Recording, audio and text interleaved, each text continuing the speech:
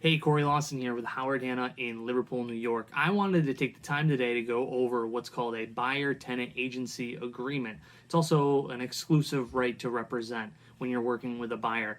Now, this form is not required by all brokerages, but it is super crucial to protect you, the buyer, and also the real estate agent. So let's go over a couple of key points.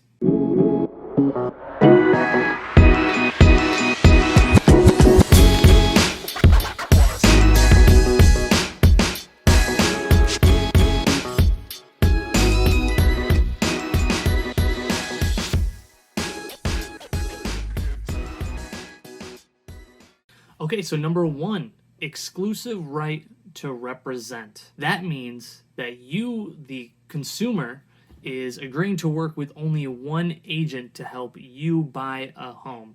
Now, some people don't understand how commissions work or how agents get paid, and we don't get paid until the deal closes. So if you're working with multiple buyers agents, it's whoever gets it first, and that's just not a great business practice. You could be getting different information from different conflicting sources. So it's best to work with one agent that you know and one agent that you trust. Okay, so number two, this form talks about the term, how long you agree to work with this agent.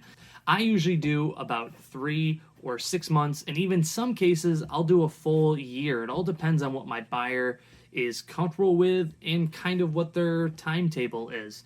Are you in a lease that ends in 6 months? Is it not until a full year? Are you kind of just browsing?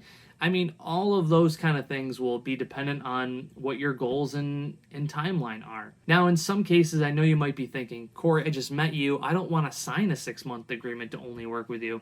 And I always tell those prospective clients that, look, you can fire me at any time.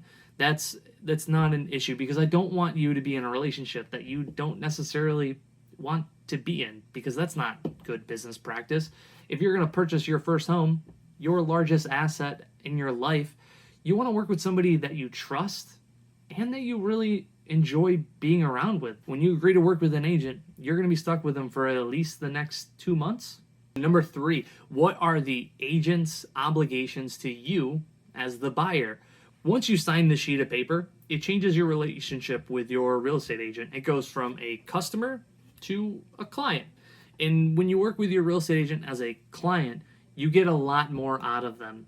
They are going to do door knocking, send you any for sale by owners. They're really there working for your best interest. As opposed to a customer, they're not going to be working on the background for you.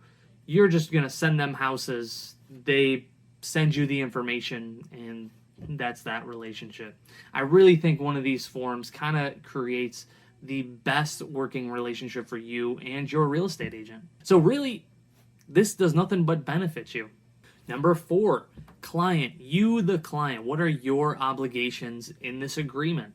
And one of them is anytime that you see a house, or if you want information in your house, your buyer's agent has to be your point of contact. It is super important that you use them. If you see a for sale by owner, don't contact the seller.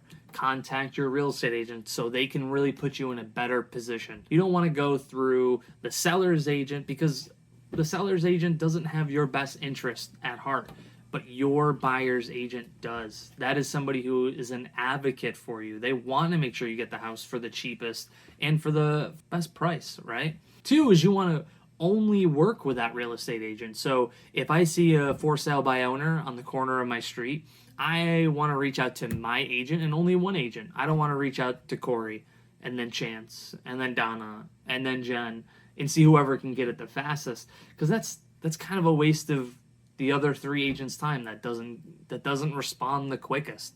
And the last key point that I always go over is the commission. A lot of first-time home buyers don't know how commission works. I even had a buyer one time ask if they had to pay me $20 for every time I show a house to them. Kind of a unique business, because a commission doesn't get paid until the closing table. So we do showings, we set up the purchase contract, we handle from contract to close all the way until the closing table, which could be 60 days from contract to closing. So it's really a long period of time, and some people just don't know totally how it works. So this is my opportunity to kind of explain that right off the jump. This form for me is crucial to my business because I think it sets up my buyer for success, and it also sets up the whole entire transaction for success. And it's so important that actually the Realtor Code of Ethics, Article 9, mentions any agreement being in writing. So if you're working with an agent, super important that you have that form in writing. Here is Article 9. Ready? Article 9. Realtors, for the protection of all parties, shall assure whenever possible that all agreements related to the real estate transaction, including but not limited to listing and representation agreements, purchase contracts, and leases, are in writing in clear and understandable language expressing the specific terms, conditions, obligations, and commitments of the parties.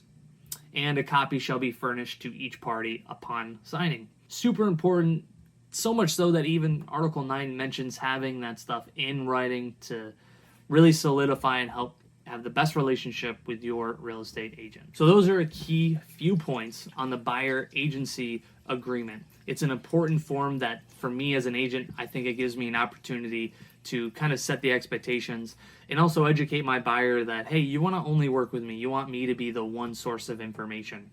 So anyways, I hope this video has helped you or educated you in some fashion. If you want to see the form, you can reach out to me. I'd be happy to email it over to you, or reach out to your favorite agent today and they would be happy to explain it. Hope you guys have a great day. Thanks for watching.